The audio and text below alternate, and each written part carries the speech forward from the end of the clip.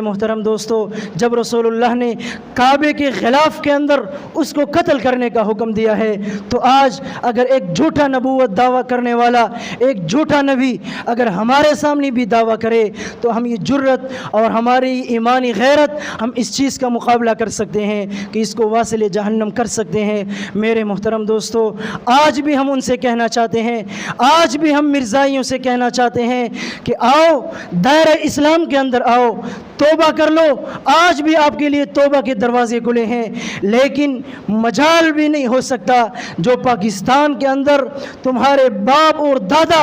اٹھ کر بھی تمہیں پاکستان کے اندر مسلمان کہلوا سکے۔ میرے محترم دوستو، 1973 کے آئین میں اس فتنے کو کافر قرار دی ہے، ہمارے اکابر و اسلاف نے کافر قرار دی ہے، ہمارے علماء نے یہ قربانی دی ہے۔ میرے محترم دوستو، آج ہم